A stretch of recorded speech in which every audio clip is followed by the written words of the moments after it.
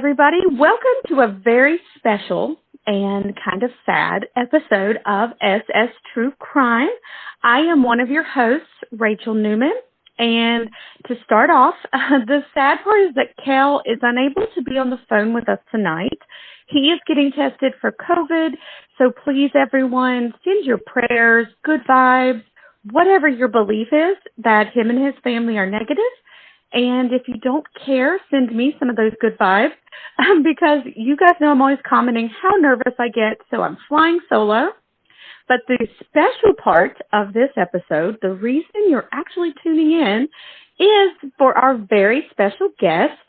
Today I am speaking with the man, the myth, the legend himself, William Holbert, or as he's better known, Wild Bill. The reason we're speaking with Bill again, other than the fact that we love talking with him, is that Bill has been hard at work on a book, and he was gracious enough to allow Kel and myself to read it. So he is here to share about his new venture. So, Bill, how are you? How are you since the last time we spoke? Girl, I'm good. I feel for Kel. I know that that's a difficult situation he's going through right now. I had COVID, actually. In October. I wasn't very sick. I was one of the lucky ones. I didn't get very sick, but I did lose the whole sensation of taste and smell. And I'll tell you something, if you haven't had that, that's insane. That's an insane thing, and you wouldn't think that the human being needs so much his taste and his smell, or her taste and her smell. I'm telling you, it was really a difficult thing for me to not be able to. I mean, food was like, I didn't eat anything for about 2 weeks because it didn't. It's a weird thing. You wouldn't think that it would be connected, your gastrointestinal system, to your taste, but I never got hungry. I just literally didn't get hungry. It was really good for my waistline. I lost a lot of weight, but I never got too sick. And so, yeah, I've been killing it trying to get a book published. And that project has been really an interesting project and started in like 2016, really. I was encouraged by some of my friends to write. I used to write all the letters for everybody, all the solicitudes, like all the permission forms and stuff for everybody. And so they encouraged me to write a story. You should write a story about all the stuff you've been through and stuff. And so I started writing about 2016 and put it down in 2018, didn't know what to do with it. Sent it to some friends to have it edited, and they told me it was absolute shit, which it was, and that it would never be published. And so I kind of left it laying there in the corner. And then over a period of time, I learned to write a little bit, and then so I picked it back up again in the year 2000, and finished it in November of 2000, and again set it down. I tried real hard to get published. I couldn't get any of the publishing houses to even speak to me because of who I am, I guess, or I don't know. I would have thought the opposite. I would have thought people who publish true crime books would be all over me like white on rice, to try to get something published, because it's really an incredible thing, because I'm telling you how it is inside a third world concentration camp and the crazy things that have happened to me. But I could get anybody to talk to me at all. And so I decided I put it away. And then a friend of mine named Keith Rovere, who wrote an interesting book. You guys should go pick it up, too. Go check it out. So I'll plug his book here because he's been such a help to me. He wrote a book called Serial Killers in Heaven and Victims in Hell. And he's a Christian guy. He ministers to some of the most difficult prisons in the United States, which are like a circus compared to where I am. So they're like an amusement park compared to where I am. But he ministers in difficult situations to really violent and difficult people. Anyway, so he helped me through the publishing process, the self-publishing process, and I didn't realize that you could actually. I thought, when I was in the States, Amazon, or like self-publishing was what you do when you're not very good. But now most of the major authors are going that way, or cutting out the publishing houses because you make so much more money when you self-publish. I mean, if you sell 1 million books to a publishing house, you make the same money that you used to make selling 10,000 for yourself. So it's much better. So that process is really underway. I got the file back today. I'm so excited. It should be uploaded today or tomorrow. Or not today. It's too late now, obviously. But tomorrow or the next day. It's Christmas today, so you guys will know that when we're recording this, it's the 22nd of December in the evening, and so we're hoping to be ready to sell our book by the 1st of January. Okay, awesome. So the name of the book is Long Live the King. Yes, it And is. so what is the meaning behind that name?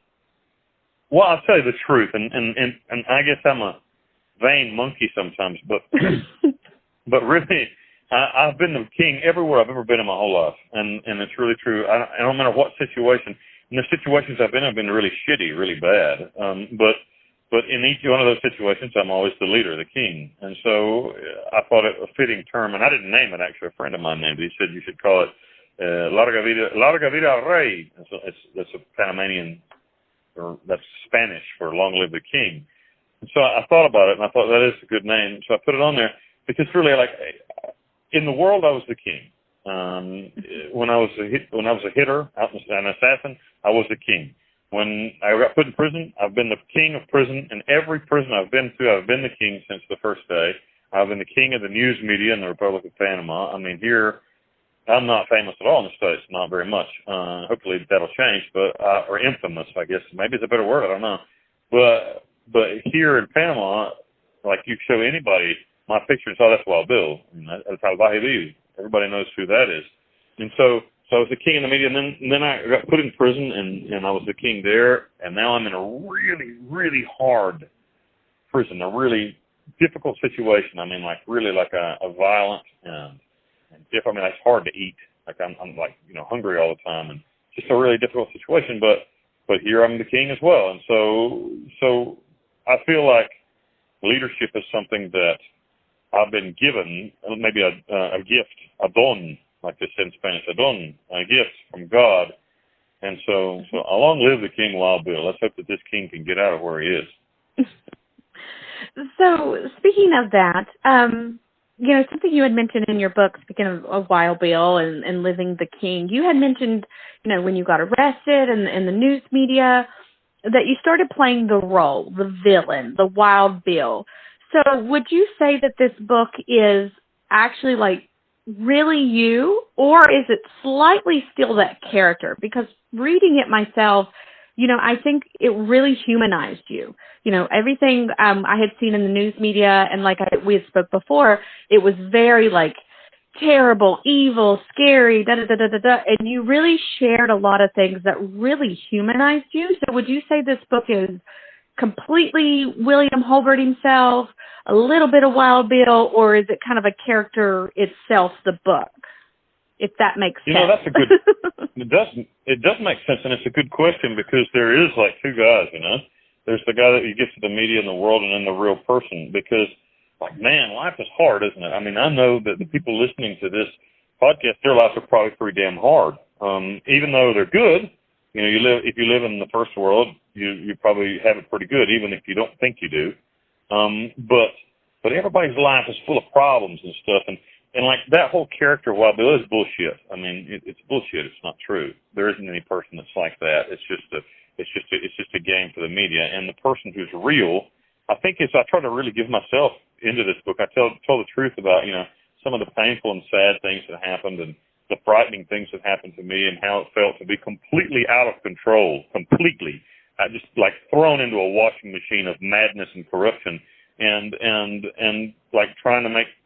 Like really just trying to survive in that environment. And I certainly didn't thrive. That's bullshit. I didn't thrive. I never thrived. I just survived, but I survived very well. And I know that really I feel like this is not, a lot of people don't believe in God, and this crowd, the true crime crowd, is probably not the best crowd to try to preach to, and I won't do that actually, but if I hadn't had the hand of the divine in my life, I would have never lived. There's no physical reason I should have been able to live through the experiences that I've been through. And so in the book, I try to just tell the truth. Mm-hmm. You know what I mean? Like, and like even about the things that I did. I didn't talk too much in the book about the things I did, but even those things, I mean, they were pretty cowardly and shitty, the things that I did. And I'm aware of that. And so the news media made me, right? I came to Panama. I was in Nicaragua being tortured. Literally being tortured, being beaten with a bat every day. Not every day, but like every third day. And they snatched me back to Panama, and when I arrived, I got on the plane. This is an interesting story. I got on the plane. I'm coming back, and And the guys were like, like talking about how the president was going to receive me. And I thought it was a joke. I thought they were joking. I didn't think that it was telling the truth. And when I got on the touchdown, ABC, BBC, NBC, Al Jazeera, and like, shit, like the whole world was there. And I told my ex-wife was my wife. She was my wife at the time. She was on the plane with me, and I told her, I said, these bastards want to see a monster. I'm going to give them one. And so when I got there, I just made a big joke out of all of it because I don't know what else to do. I mean, there wasn't anything else I could do. They want me to make a perp walk and be all serious, and I thought it was better just to make a joke out of it because, like, and then people say, well, that's disrespectful. That probably was disrespectful, but what am I supposed to do? What would you do? I mean, like, so I wouldn't have been in that situation, maybe not. But in the hardest situations in your life, I think humor is very effective at disarming others, and it certainly was for me because it made the public not hate me at all. It made them interested in me, and so every time they stuck a camera in my face, I said something funny or stupid or just like like they said. The president says, he says, well, we want to thank the Panamian forces for capturing this monster, and I said, hey boss, and all the news cameras in the world turned to me. And it was like you could hear a pin drop on the ground. And they were waiting. It's like, oh, my God, the monster's going to speak. I said, well, the Panamanian authorities are a bunch of dipshits. They didn't catch me. It was the Nicaraguans that caught me. And there was this long silence, and somebody started laughing. It was a chick. Some girl in the audience started laughing. And then everybody broke out laughing and then started asking questions. And then the president was like, get out of here, get out of here. Go, go, go, go, go. Like he's made us look foolish. And so then that's how it got started. And that was when they called me El Salvaje Bill, the Wild Bill. And so, I mean, I got my name, Wild Bill. And sorry to interrupt you, but I got my name, Wild Bill, another way. No, you're fine. Sorry, I didn't mean to interrupt you. I'm so sorry, sweetie pie. No. No. This is about you. So you just keep talking. Sorry. What the thought that popped to mind was that was almost like your survival. If you have to fight or you have to figure out your hierarchy, that was your way of surviving that situation, which makes perfect sense for you to react that way. I didn't know what to do. I didn't know what to do. I was like, I've seen a lot of movies, and like we all think we know what prison's like because we watched The Wire on HBO, or we watch some old Chuck Norris prison movie, something. Man, it's just not like that at all. And I don't know how American prison is because I've never been in it, and I know it's really different. I know it's a lot easier than this. And the reason I know it's a lot easier than this is because I live with a lot of Colombian drug runners, and they've all done this in the States, and they tell me that they would rather do 10 years in the States than 1 year in Panama. So I mean, and that's not like an exaggeration. Like I'd rather do 10 years in the States. Like the prison in the States for a Latin American guy, the only downside is there's no girls. But apart from that, they live better than they do in the street. The federal prison in the United States is like really soft. And this is a guy that's never been in federal prison in the States, and so maybe there's some guy listening in the federal prison in the States like, I hate that asshole. He doesn't know what he's talking about. But I'll tell you, you know what I mean? I mean, like, it's like that. And so, but I'll tell you that I think that after having been in prison here, I talked to my friend the other day who's a British guy who did a 6-year stint in a maximum security prison in America, and he was like, dude, it's like a hotel. And compared to what we're living in here, the conditions are really bad. And I wanted to tell the truth about that in the booklet, and they don't send you the doctor. They don't give you toilet paper. They don't give you toothbrush. They don't give you uniforms. You got to buy all that shit with your own money. And if you don't have no money, guess what? You got to join a gang. You ain't got no choice. And so that creates a dynamic that people don't understand if they haven't lived it. And that's in the book. It kind of gives them more of an overview of that. And we live in a prison where there are firearms and grenades that prisoners have, AK-47s and grenades and stuff, and it's like really difficult to even understand. But we're just kind of thrown in here and surrounded by a bunch of cops with guns, so nobody leaves, that sort of thing. Yeah, I think you did. That's something I jotted down. You did a really good job, I think, of explaining the difference of, and I've never been to prison, so I can't speak on experience, but just from the stories you hear of, a first world country and what we're used to human rights, to what it was like for you in your third world, like you said, no clothing, no food, and how you spoke about a lot of the criminals or people who may not have been hardened criminals almost became hardened criminals to survive, so that technically their justice system is doing the reverse than what it, quote unquote, was set out to do. it was kind of shocking. It's just not something I think we really think about when we hear stories about, like, oh, he's locked up in Panama. Okay, well, the hell you're going through. You know, that's just not something I think that registers, but I think you did a great job explaining to people. Thank you. One of the things I'd like people to take from the book is this. We look at, like, Central American gangs, like M13 and from El Salvador and Baghdad here in Panama, the big gangs. And we look down on those kids and we say a bunch of idiots, you know. And as we sat at our table in our cookie-cutter apartment that we pay $900 a month for in the States or whatever, and we say that's terrible. But I want to tell the reality of these kids. What are they living through, really? You got a kid that's born of a prostitute or a drug-addicted woman which is certainly a prostitute as well. And this kid, from the time he's 3 years old, has been on the street on his own. I mean, nobody's looking out for him, right? Nobody. And the only family he knows is that gang, and that's the way they survive. And if it didn't have that gang, he wouldn't survive. And it's not fair to judge that kid. Now, that's not got nothing to do with me or what I did. I mean, I ain't from that world, and I don't have that excuse. But really, these kids do have an excuse, and they're lovely, but they're like wolves. You know, wolves are lovely until they're hungry, and then they're ugly, and that's it. I mean, these kids are not bad kids. They're really. And I play cards.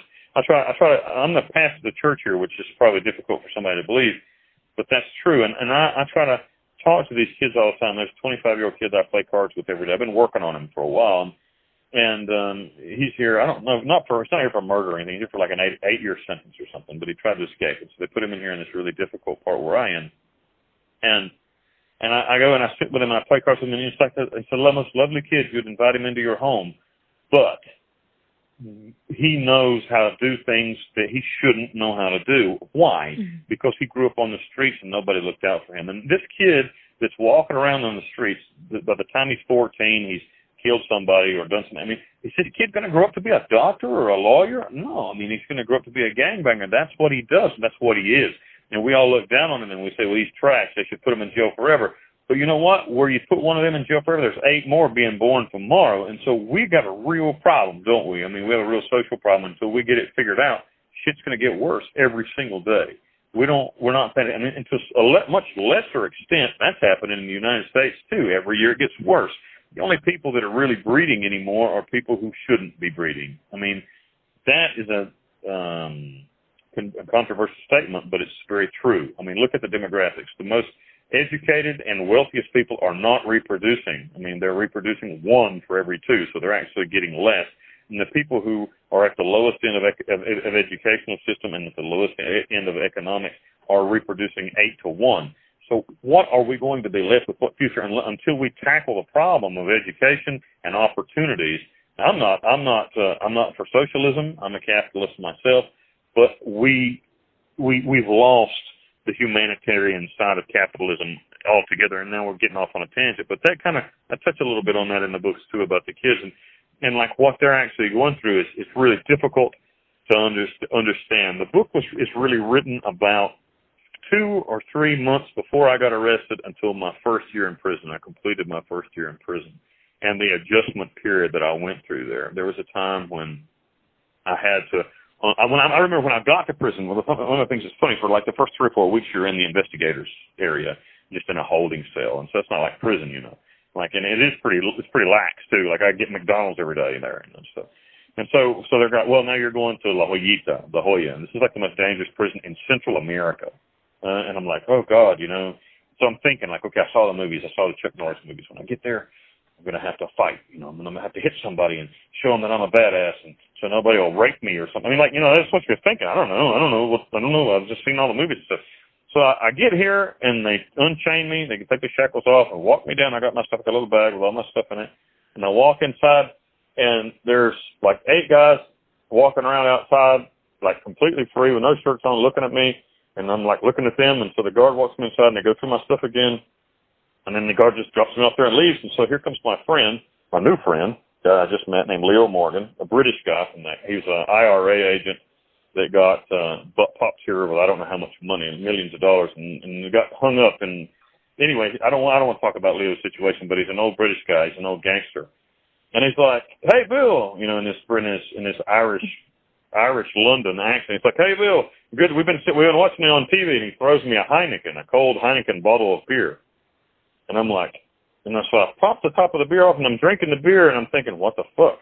And so he's like, "Yeah, I want to show you how everything's just showing." It's like living in a hotel. It was so smooth, so easy. And like we had a refrigerator there. It was full of beer. And like I don't remember what day it was, but every day, every 15 days on one turn, these two chicks that were sergeants from the police officer would come down and fuck us for $100 a pop. And I never paid. I would never pay. I have this thing about myself. I have this self-respect that I won't pay for sex. I refuse to do that. And they would fuck me anyway because I was Wild Bill, and they wanted to be able to say that they'd fucked Wild Bill.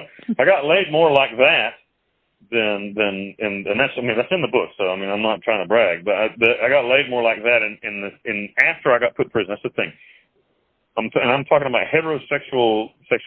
I'm not gay, but I've had more sexual experiences, like maybe 60 times more sexual experiences after I got arrested than I ever did in the world. When I was in the world, I was nobody. Nobody wanted to fuck me. I was a fat dude, like a fat dude that had some cash and was mean. And when I got put in prison, I got myself in shape, but that didn't matter. That wasn't the part. The fact that I got in shape doesn't matter. The reason that I became so attractive is because I was famous as hell, and all the chicks wanted me to bang them. And so this is kind of politically incorrect, but like telling you how it is. And so like everywhere I went, all the chicks like wanted to fuck me, and it was like a weird thing going from like I was kind of not really that much of not a ladies' man before. I didn't really know anything that much about women, and then going to being like some sort of a sexual object, and so and then this part isn't in the book, but like as my life has evolved over the last few years, the whole true crime community has I don't remember what's the word, histophiliac or something. Do you know what I'm talking about, Rachel? There's a word for women who. Oh. Goodness, women who are like attracted to like criminals, killing. Yes, I know exactly what you're saying. Girls.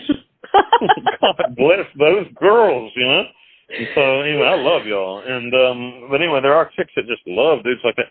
But I think that I'm a disappointment, a big disappointment to those girls because they want like some kind of monster or some kind, and I'm just like this big old tattooed, pretty nice guy, I'm not reveling in any of the bad things that I did, and like, hey, let's talk about Jesus. And I think that kind of pisses on that flame of like wanting to be dominated by some kind of sadistic monster. But anyway, so there's a lot of things that go along with that. But the book is really is fairly. There's something I wanted to say too. There was a chapter between 14 and 15. You might read it and notice that there's like I had this meeting with my mother. And then in the next chapter, I didn't talk about it. I just moved on. And I had written this really heart-moving about that experience. That experience was like really life-changing for me. I saw my mother for the first time in like 6 years. And I had been fugitive for 6 years. And I wrote about it, and then I took it out of the book because I didn't even try to like make it flow either. From chapter 14, there was actually a chapter 15 that's not there. Chapter 15 was chapter 16. And my publisher even was like, "What is this shit? You should go from 14 to 16, and it doesn't flow." I'm like, just change the chapter numbers. Don't even, because the experience was so personal to me that I didn't feel like putting it in there. So when you read the book, you might know that after 14 there was actually another chapter, but the experience was too personal for me, and it was kind of a spiritual experience and an experience of redemption and being accepted by somebody that should not have accepted me, being loved unconditionally by someone who should hate my ass, and I just didn't want to write about it. I don't mind talking about it, but it's too much. It's too special to write about. So, I did notice that. I just thought, like you said, I noticed, they had brought your mother in, and then it just kind of left, and if I'm not mistaken, they had tried to bring her back again. And you weren't able to see her. Have you, that's what I took it as. Like, this is just something he doesn't want to talk about. But have you been able to see her since that moment? No, I've not seen her since. And she's trying. She wants to come. And we were trying to get that straightened out. It's just that, it's not that she doesn't want to come. She wants to come terribly. And I won't let her. I don't want her to see me where I am. I'm in a really bad place, Rach. I'm talking about it's difficult to even understand how bad, I'm writing about it right now. I'm writing two follow-up. Right, there'll be another one of these books as well. This is a trilogy. This is the first book of 3 I'm going to write, I hope. And but I'm writing another book right now about a massacre that happened here in 2019. 15 were killed in a gang war here. 15, and they like hacked their heads off, no joke, with machetes, and piled them up in the floor and danced around them. And I was witness to all this, and I wanted to write about it. I wanted everybody to understand why that happens. And I mean, like these are people who need not sympathy, but they need somebody to help them. And I don't mean like need somebody to give them money. I'm talking about we need some sort of a social program here. You know? And one of the things that we have, the problems that we have is, and in the States too, this problem is in the States as well, is the mentality is that punishment works as a deterrent for crime. The United States has the death penalty, and there's still shitloads of murders every year. So punishment isn't a deterrent to crime. It's just not. And I mean, like, and the people in Scandinavia figured that out. They've got a return rate of criminals about 17%. Only 17 out of every 100 criminals, only 17 return to crime. I mean, that means that 83% are a success, never go back to crime. How do they do that? Is it they throw money at it? No. It's the whole idea of how you treat a criminal. And instead of treating them like, instead of punishment, they treat it kind of like a disease or something like. And it is, isn't it? A social disease. It's a mistake. I mean, and you say, well, what about the victims? Well, we can punish this guy to let him out later and go and make more victims. Is that what you want? I mean, like, is there anything that, I'm like, for me, you say, well, he should be executed. I agree with you completely, by the way. I believe in capital punishment. But if they kill me, them 5 people that I killed ain't coming back. I mean, that ain't going to bring nobody back. That ain't going to help nothing. What's that going to do? Just going to make my family sad? Just like, and you say, well, you know, justice and vengeance are 2 different things, and sometimes we confuse those 2 things. Now, I agree, again, I completely believe that it would be justice if they executed men. I believe in capital punishment, but I don't think that it would necessarily resolve the problem. So what can I do with my life? What I'm doing, trying my very best to bring about some sort of social change and just doing my part, because obviously I can't fix everything. So in the book, we talk about those things. We talk about, you kind of gloss over the religious experiences that I had there. I had he wasn't a pastor, he was a priest, an Anglican priest, which is the Episcopal Church. In Latin America, they call it the Anglican Church, but it's Episcopal Church. An Anglican priest who was a Haitian guy from Haiti, sickly, big old belly, shiny cue ball, or not cue ball, 8-ball black head. I mean, we're talking about a man can't be blacker than Roberto was. And we called him Father Bob. Me and Leo called him Father Bob, and that was kind of a joke, you know. And because he was Padre Roberto Cristo Buchel, or something like that. And anyway, Bob would come and sing, and I mean, like, this is a dude, like, you wouldn't believe that this voice could come out of this man. He's a small, sickly, pot-bellied fellow who would open his mouth, and it sounded like, I mean, just like, I can't even begin. I mean, like, he should have been famous, really. He had such a singing voice. And I had several religious experiences that would be better if I think I couldn't speak about them as well as I wrote about them. So I'd encourage you to read about that and to think about that. I believe very much in Jesus Christ, and I put that in the book as well. I didn't try to hide my thoughts about that. I made a lot of mistakes in my life. I was a pagan, literally like a pagan, like worshiping Norse gods and dabbling in the occult, dabbling hell, waist deep in blood and shit in the occult when I was in the street and when I was free. When I say in the street, I mean when I was on the outside. And man, that's just a bunch of bullshit. All of that, none of it's true. Like we try to respect everybody's beliefs, but I'm here to tell you that there isn't but one God, and He's powerful, man. And if He could change a monster like Wild Bill and turn him into Brother Bill here, the pastor of the church and the guy who's trying real hard to bring about social change, then, well, I don't think there's any excuse for anybody else. You know, you had mentioned multiple times in the book, speaking of that, like God had to have intervened because, you know, so many times you got away from capture at first, and then, you know, He got you out of the prison right before those gangs broke out fighting and all these different things. And like you said, it was so beautiful to me, the part where you talked about that pastor singing, and you caught yourself singing along with him and didn't even realize you were singing. And that's what struck me, is that, okay, this is why, God got you to where you are, like you said, to write these books, to share what really it's like on the inside, to bring about that social change. And I'm not just blowing smoke up your butt. It was very well written. It was really, I could just imagine it through your eyes, being there and what you were going through and feeling. And when you talked about your panic and your panic attack, like it was, you could evoke those emotions just from reading it. I think it really is going to open a lot of people's eyes. I wouldn't have got through that first year if it hadn't been for Leo Morgan, the old IRA soldier. I wouldn't have got through it. I'm not joking. And I was a real terrible pain in his ass. And he was really quick to let me know it too. He was like, "You're a pain in the ass." I was like really spoiled. And Americans are. We don't realize how spoiled we are. I'm just being honest. Like, I meet Americans that get put in prison here. I see them on a regular basis, and I just it blows my mind that I was as spoiled or worse than they are. And I think that that I wouldn't have made it that first year. You talk about that panic attack. That was a surreal and life-changing experience, because I always make fun of everybody who had mental problems, thinking that they're weak. And I know I'm strong, and I've always been strong. And I had a panic attack. It's the only one I ever had. But it was really a physical thing, not something that you can say is like, oh, it was just something I confused. Man, my heart started beating fast, my chest got tight, and I laid on the floor, and I thought, well, I'm going to die. So I laid on the floor to die, because there's no help, any medical help in a Panamian prison, and it would just be kind of embarrassing to start screaming and shit. So I laid on the floor to die, and it passed. But there was a certain anxiety that didn't pass with it. I don't know how to explain it so much. It's just too much to even want to live. Like, oh God, like the whole thought, like I'm in prison, and like all these things were like, in my mind bouncing around, and I'm in prison, and one day somebody's going to kill me too, and I'm going to die anyway, and why not now? It's just better.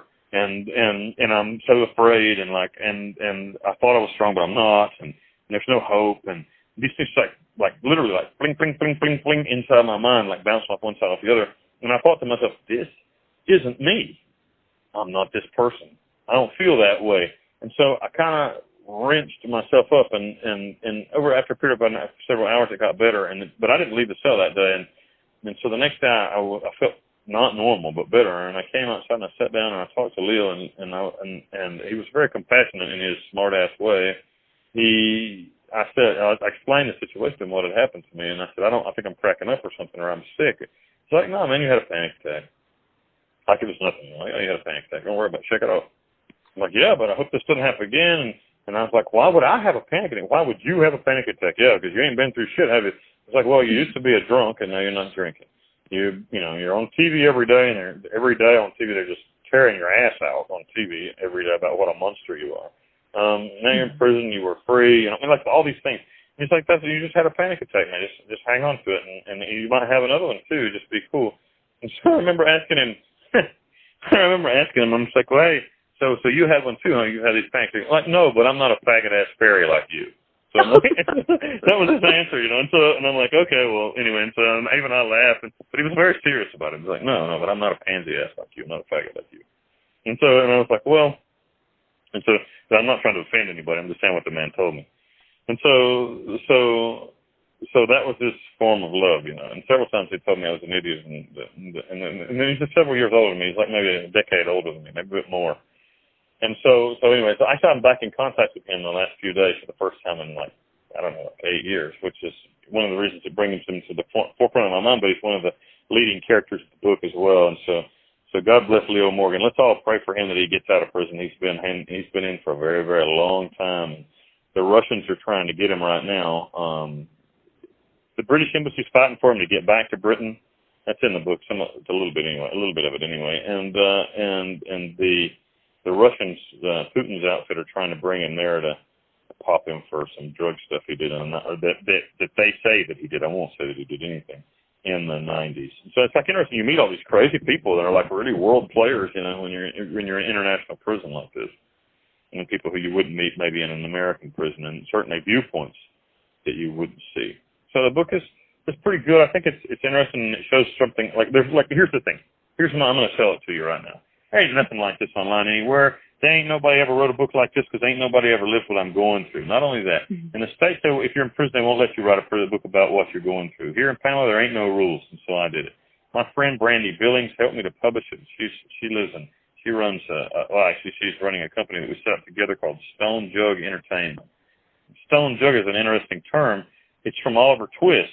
Stone Jug is what they called Newgate Prison in the early 19th century, in the early 1800s.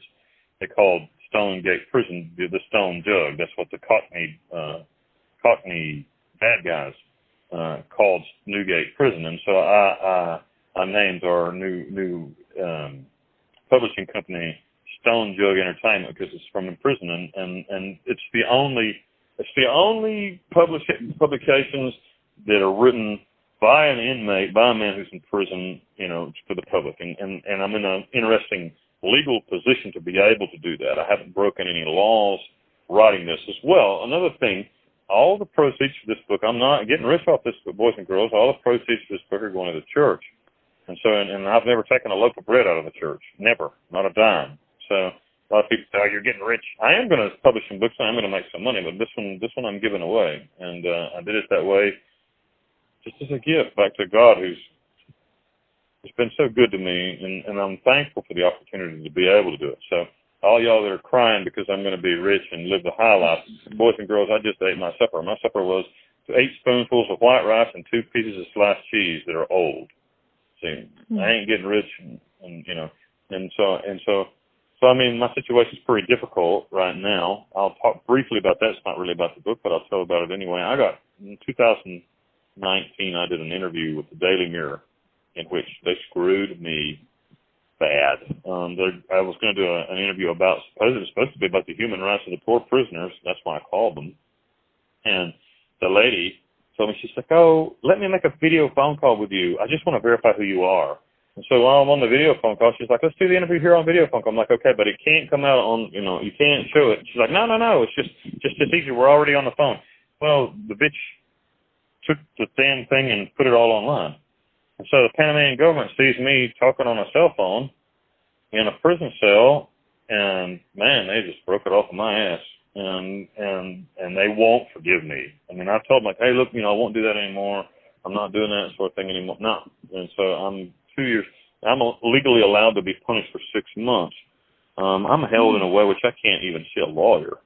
So I mean, like, it's totally illegal in every form. And I've been this way for 2 years and 3 months. And I'm trying to get the United States Embassy to help me, and my friends. I have a lady named Dawn Arguello Chavez, the United States, is a human rights activist. She's trying to get the embassy to help me, but they're not very cooperative. I mean, I killed Americans, so they're not. They like to hear that that I'm dying in prison and stuff. And that's not I'm not dying. I'm not sick. Yes, I had kidney stones, and any of you that have had kidney stones know what they feel like. And this is supposed to be the thing that's the most closest to childbirth. And that a man can feel. I had kidney stones for 7 days, and I laid on the floor here without an aspirin, not even an aspirin, and laid on the floor and screamed and asked God over and over and over again just to go ahead and kill me because I thought I was going to die anyway. Can I please not just die? I mean, it was so painful. I can't believe it. After about the 3rd day. And then I pissed out this little thing that looks like the head of a stick pin. I mean, it's this tiny little thing. And instant pain relief as if nothing was ever wrong, ever. And I thought, and I did everything wrong, not knowing what I was doing. You're supposed to get up and jump around and stuff and move around. And I laid still because it was the only way I could not hurt. And I did everything wrong and drew it and drew out. I mean, it could have been over in like a day, but I didn't know what I was doing. And so anyway, there's no health care. If you get sick or you have a heart attack here, you just die, basically. And we make a joke, and it's not a joke, it's the truth. The wheelbarrow here is the ambulance. We always say, here comes the ambulance because there's a guy pushing a wheelbarrow. And that's what they do. When you can't breathe or, you're dead or you're almost dead, they scoop you up and throw your ass in a wheelbarrow and carry your ass off. That's the truth. And so that's what I'm living right now. So y'all pray for me. I'm trying to my very best to get out of here, and for love or money, I haven't been able to do it. But I'm not sad. I'm here, and I'm not sad that this has happened to me. I've learned a lot about myself, and I would have never turned completely to God in the way that I have if I hadn't been through this extremely painful experience. A lot of people say, well, you killed them people, you deserve whatever you get. Well, if that's what you think, well, fuck you. I want to be real clear about that, because not a single one of you have lived my life and don't know anything about what I'm living. And so maybe if you were in my situation or had been put in the situation I've been in my life, you might feel differently. I certainly made lots of mistakes, and my mistakes hurt other people. But I don't judge anybody else because the Bible tells me not to, and I will not allow myself to listen to anybody else judging me. My life isn't over. It's not over yet. I made a lot of mistakes, but I'm not going to live in the past. If you're driving a boat and you look backwards, you'll run the boat up on the rocks. I'm not running my boat up on the rocks. I'm trying to get where I'm going. So I'm going to write books and try to help other people who are in the same difficult position that I'm in. And, man, what we really got to do, I think that one of the callings for my life is prison reform in Latin America. We got a real problem. I'm writing a book about it right now, about that, the massacre that happened in 2019, at Christmas in 2019. Could you imagine, having somebody that you love in prison and learning that they were murdered and their head was hacked off in a prison riot? I mean, that would be pretty devastating. There was 2 of those boys had 2 months left on their sentence, and they were going home, and they were in their early 20s. Could you imagine being your son or your boyfriend or your girl or your brother, and excited that next year's going to be a good year because he's going to get out and we're going to work and try to get the family back on our feet, and then finding out that he got his head hacked off in prison riot that he probably didn't have anything to do with anyway. And so it's just pretty sad. And then I know a couple of guys that were participated in that riot, and I remember asking them. One guy had a month left on his sentence, and he opened up with an AK-47 on the crowd, and they gave him 50 years. He had a month left on his sentence. And I asked him, I said, what the fuck were you thinking, man? Why did you do that? It's like, well, I'm loyal to my friends. I'm like, your friends ain't going to do your time, man. Your friends are not going to be here for you for those 50 years. They're all going free, and your stupid ass is going to die in jail. So, let's talk about realities of the situation. That's a reality situation. So we got to correct these problems. These are social problems, or spiritual problems, or social problems, and we got to figure out some kind of. Because man, Latin America is just rife with this sort of problems. It ain't just Panama. I mean, Costa Rica's like pretty close to the first world, but El Salvador is worse than Panama, and in Honduras, I've heard horror stories from there too.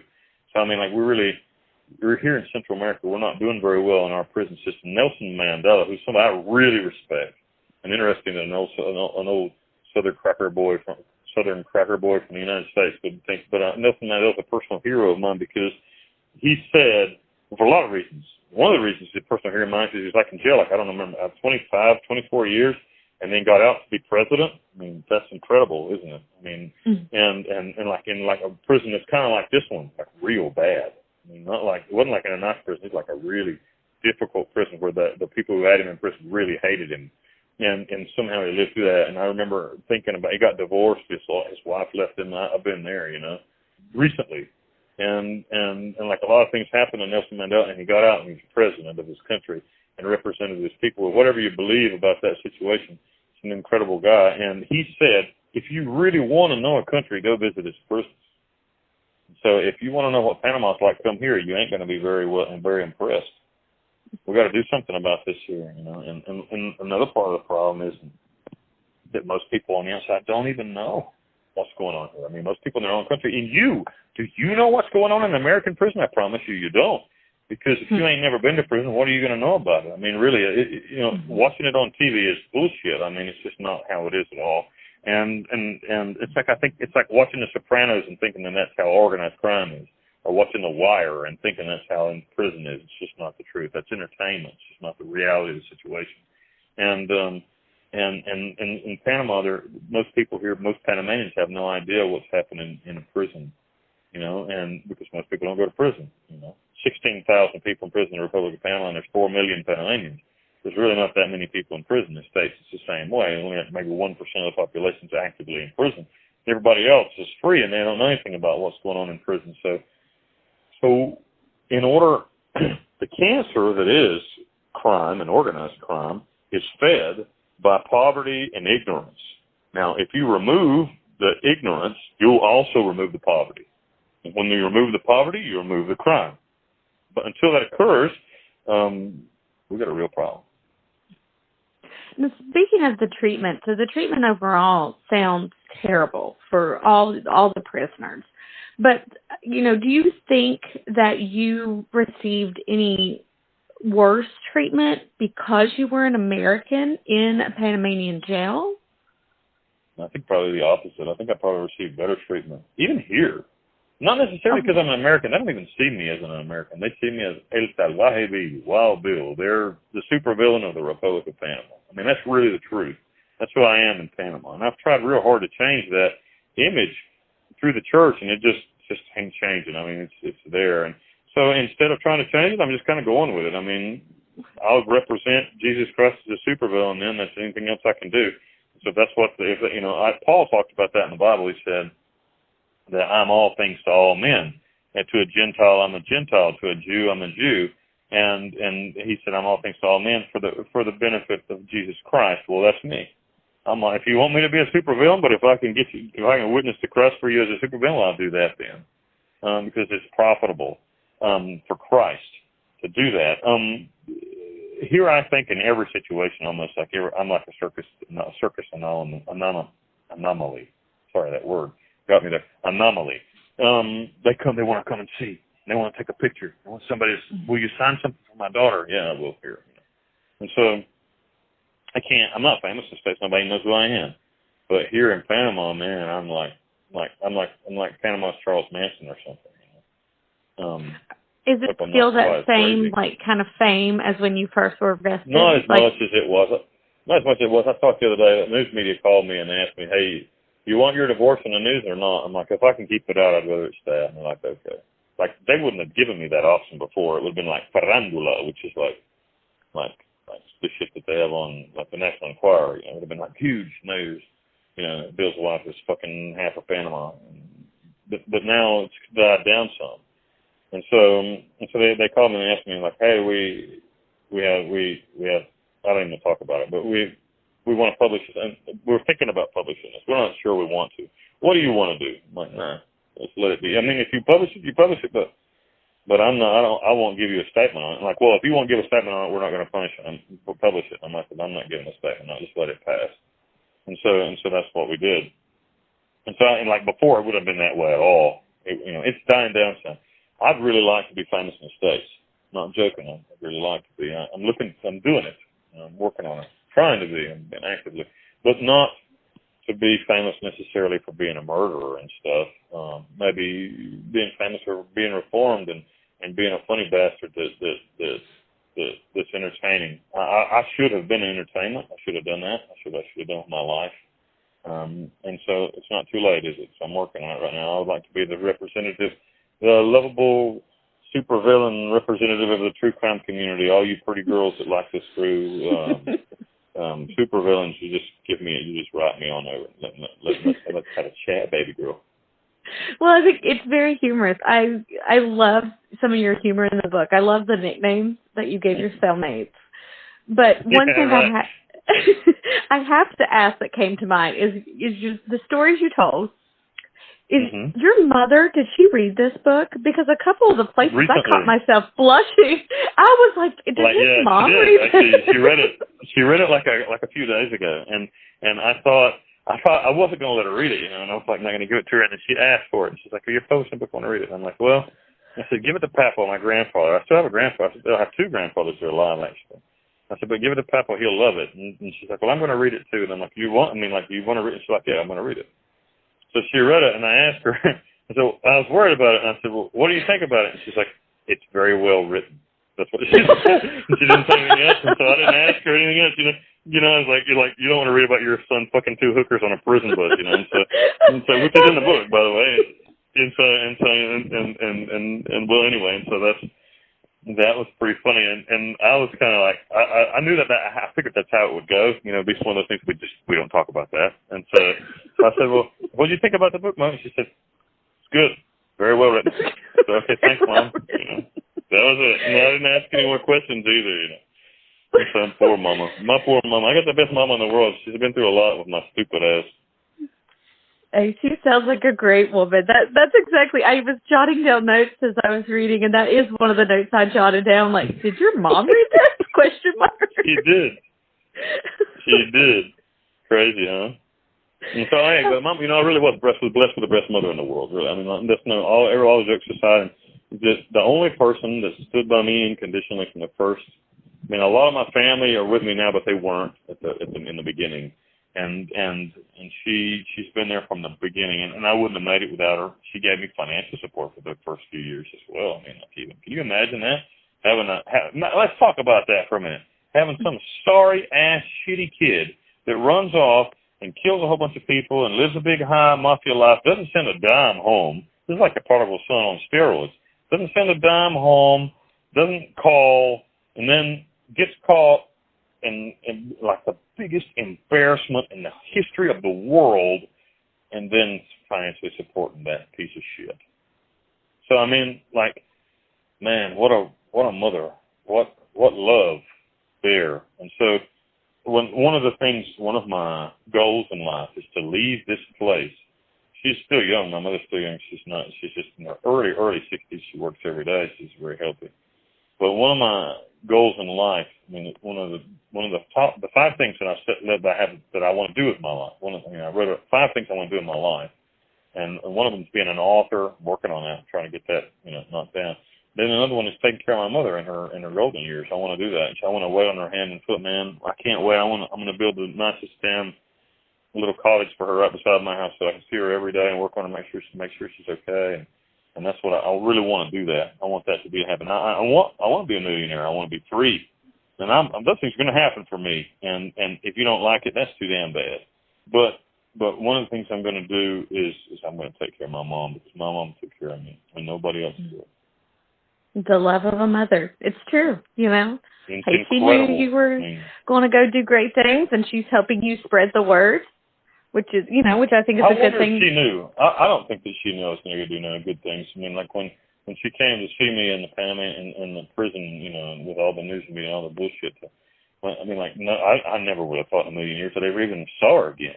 Because I certainly hadn't tried to contact her, hadn't tried to be, I mean, like, I was a terrible son. I'm like, terrible. And I'm not now. I'm not. And for the situation I'm in, I try to be the best son I can possibly be. And I can't believe, like, that's, I've asked for my mother. This is really personal, but I asked my mother the other night, and I had never asked her this before, but we had a long conversation, which is rare for us. We don't talk that much. We talk every day, but we don't talk very in depth. And I asked her, when I was gone, how did you cope with that? Because her husband died also. She had a wonderful husband who I was never nice to, because I was an asshole to him, and he was the nicest guy. And Richard died. His name was Richard, and he died. And I was gone. I didn't even know that happened. I was a fugitive. And I asked her, how did you cope with all that? And she said, I don't know. Because I stopped going to church. I stopped praying. I stopped everything. And then when I saw that my ex-wife, who hates me, called my mother and told my mother that who she had the right to hate me. Let's be straight with that. We won't blame her. She called my mother and told my mother that, I had been caught or whatever, and that everybody was like surprised I was even alive. Everybody thought I was dead. And the first thing she did was buy a plane ticket. Said that, and then prayed and brought me a Bible. And so the weird thing is, like, she had lost her faith, and the fact that I got caught, restored her faith. And that act of her coming to see me and bringing me a Bible is what ultimately led me to Christ as well. And many other things that Jesus did. It's just incredible, supernatural things. I talk about it in the book, I talk a lot about it in the book, about the way that I came to Christ is so different than, and it wasn't like, I tell you, people want to tell you, don't be discouraged. If you go somewhere to a church or watching some TV show or listening to a radio program or just sitting reading the Bible alone, and you ask Jesus to Christ to accept you and to forgive you for your sins, and you don't feel any different. Don't feel weird about that, because all these people talk about this great religious experience about how 1 minute to the next I was a different man. That wasn't what happened to me. I don't know. I don't know. Other people may have had that experience. It certainly was not my experience at all. It was a long process, and it was a really long road. And I think it's a long road home when you're so far away from like I was. And so don't feel bad if you are trying to have a religious experience and you just can't feel it. 'Cause I didn't feel it either. I mean, it took me a long time. God came to me in many ways with my conscience, with like a panic attacks and pain. God, I've been through so much pain, emotional pain, and the physical pain. I've been through a lot of physical pain, but it's nothing compared to the emotional pain. Nothing.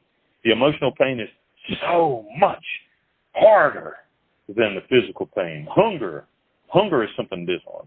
I've never had hunger before. Last year, I know what it is to be fucking hungry. So hungry that you eat a potato chip off the floor that you found that you don't know whose it even was. That's how hungry I've been. So hungry that you pick up fried potatoes that were left yesterday on the floor and they have ants on them. You look left and you look right to make sure that nobody else sees, because you don't want anybody to realize how base you've become, and you go quickly and wash the ants off of them and you eat them. I know how that is. I'm living that right now. That's what I'm living right now. It's hard for anybody to even understand that. And so like last year, I lost about 45 pounds, which doesn't say I didn't need to lose it. I did, but I didn't really want to lose it with a knife in my throat like I'm losing it. And it's just hard. And I don't really know what they want from me to go. I don't know what to die, I guess. I don't really know, because they're putting so much pressure on me here, and like there's nothing going on. I mean, I'm not doing anything they don't like. I mean, I don't think that this book's going to make them too happy, but I don't give a shit anymore. I'm to the point where I don't care anymore. I'm sick of trying to be a good prisoner because it doesn't get you anything, does it? I mean, I made a mistake and I did that stupid interview. Well, mistakes certainly should be punished. There's no doubt about that. And I certainly maybe I deserved punishment. Maybe I didn't, because the only thing I was really doing was showing how bad they treat their own prisoners. But let's say I deserved punishment for that. So I don't deserve death for it. Maybe I deserve death killing them people, but also not being starved to death. They should take me out back and shoot my ass if that's what they're going to do, and they're not going to do that, are they? Because they don't do that. So being starved to death and tortured in that way, and the guards are nice to me. It has nothing to do with the guards. The guards are, really courteous to me, and I don't have any problems with the guards. But the actual way that the brass of the prison system is punishing me is so illegal. And so Panama signed all these human rights treaties, and it's not just me. There's 150 of us here suffering this treatment, and this is they call it a mazmara, a dungeon for political prisoners. I mean, this is not where I am. Isn't where the murderers and the people who kill people are. This is where you go when you've pissed off the Panamanian state and they want to kill you, but they can't. So they send you here to see if you'll kill yourself. And if you won't kill yourself, then they'll see if they can put enough pressure on your physical body to make it fail you. And then they'll say, oh, how sad, he died from natural causes. Hard to form words, from my, like you said, my point of view. You don't even realize the atrocities that, you're paying the time for the crimes, but the atrocities on top of the time you already were given. It's true.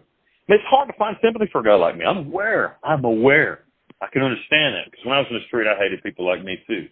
So when I was free, I hated people who were in prison and looked down on them. But we got a problem. Well, the problem is, because I live both sides of this, right? And so I can speak on it. I lived both sides. I was free and hated people like me, and then I became one. And so part of the problem is that we feel real bad about our lives, and we feel shitty because we don't have the wife that we wanted, or we don't have the husband that we wanted, and our kids don't show us the respect that we deserve, and our boss is a real asshole, and he screws us 15 minutes on every paycheck. We make a 15-minute pay period. He takes off every paycheck just because he can. And so when we see somebody that's done wrong and they're being punished, we feel great, because that stupid bastard deserves to get what he gets, because I have to eat shit, and I'm doing all the things right, and he should have to eat much more shit than me.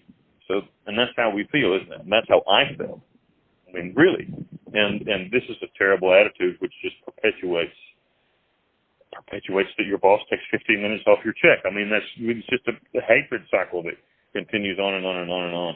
Like, it took me, I talk about it a lot. The reason I talk about it a lot is because I think about it a lot.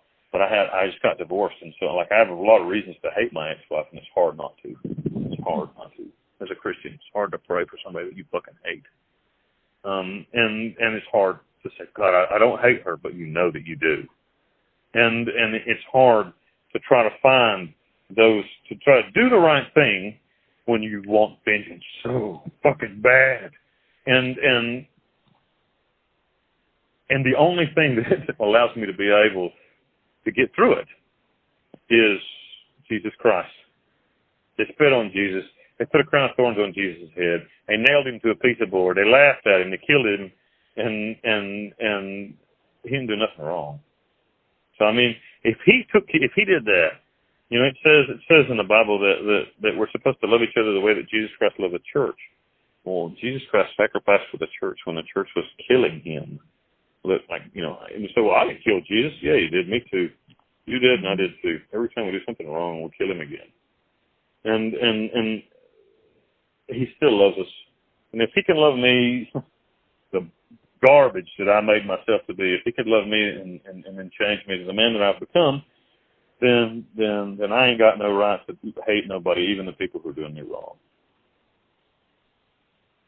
And I think that's a beautiful, you know, sentiment to have for, you know, anybody listening to this podcast. I would definitely recommend to read this book. You know, like we talked about, it goes on the inside and it talks about the human rights and the atrocities and things like that. But you also give a lot of great advice, a lot of encouragement, which I thought was really nice, really refreshing to hear, you know, how positive, you know, not positive might not be the right word. I'm not sure if that's what I should be saying, but like, you know, through it all, you're spinning it to be like, okay, I'm going to try to do something with this experience and support and encourage somebody else to not end up here. Exactly. There's good in everything, isn't there? And like one of the things I talked about in the book, at least at the end of it, was there's like several things that we look at a guy that's rich, or we look at a guy that's really talented at something, and we say how lucky he is. There's no such thing, is there?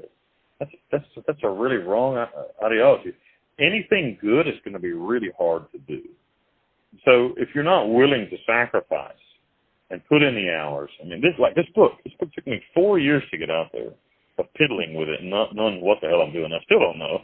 Still not published, even today. I mean, but I think it will be in the next few days. But it's a 4-year project, and it was real hard. And it's been, you know, from device to device to device, writing it.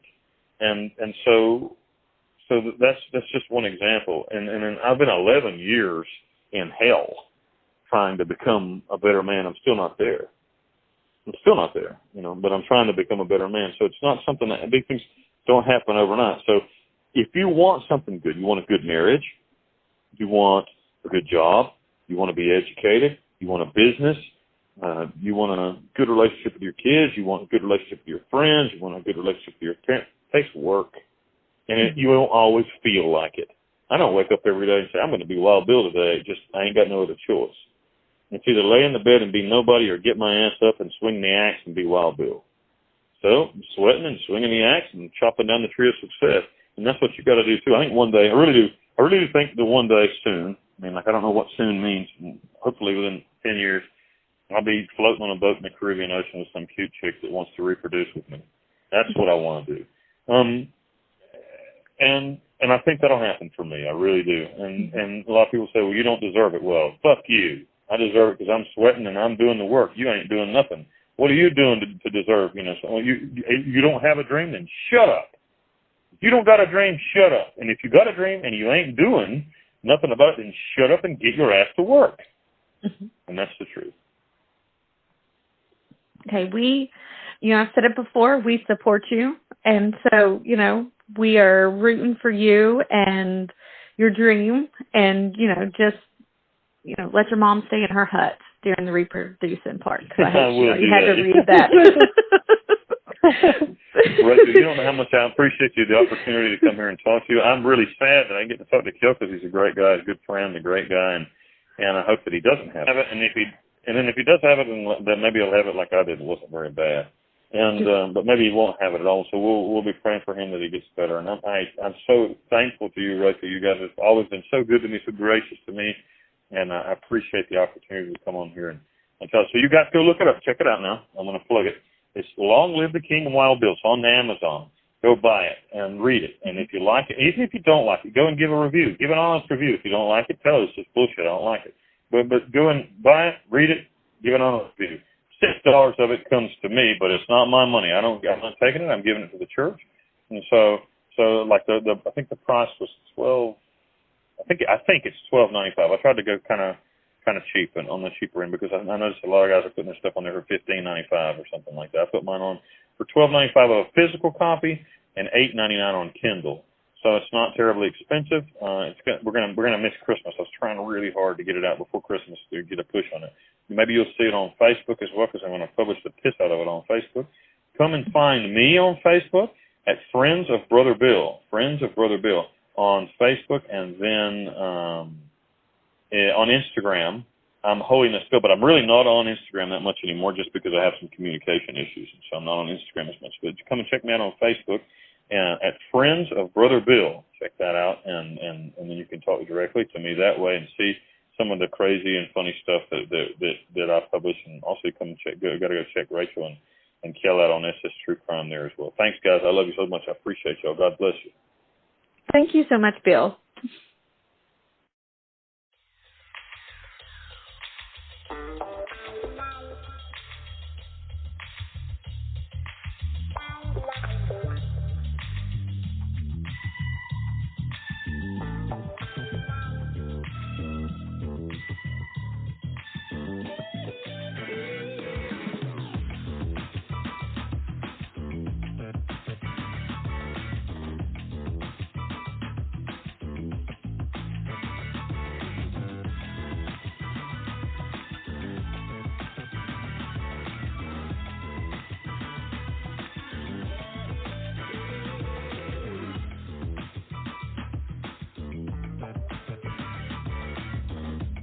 Thanks for listening to SS True Crime. If you like what you hear, be sure to subscribe. Maybe give us a 5-star review on Apple Podcasts. Tune back in every 3 weeks for a new episode. If you'd like to get in touch, feel free to reach out. Instagram, email, Twitter. Just follow the links in the show notes and you'll find us. Until next time.